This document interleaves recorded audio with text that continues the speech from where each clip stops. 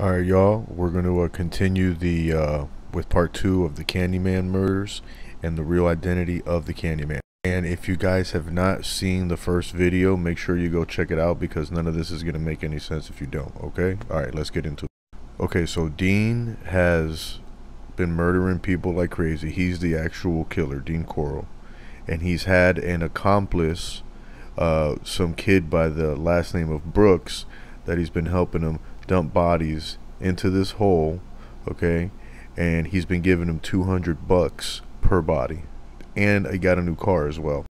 So pretty much the modus operandi, or the way that their little deal is worked out, the kid brings them over, the killer has his way, and this is what they do over and over until they get to one kid who manages to convince Corll to let him go, and Corll decides that he would be a better accomplice than a victim, and that's where they got the second kid to help him out. The second kid's name was Elmer Wayne Hensley, okay, and he got the same deal, $200 a day to help this guy kidnap and kill kids. Henley, the second kid to join him, would go on to say that the first kid, Brooks, grew pretty sadistic, and he would strangle, beat, and shoot the bodies after Corll had mutilated them.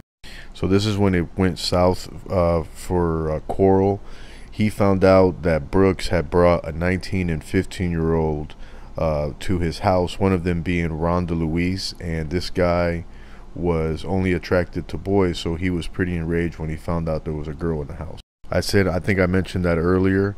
So they all drank and smoked till they passed out, but when he woke up, the first accomplice, the kid, was tied to the board. Now Henley manages to convince Corll to untie him, saying that he'd helped torture and murder the other two people. And during the commotion, he grabs Corll's gun and shoots him in the back 3 times.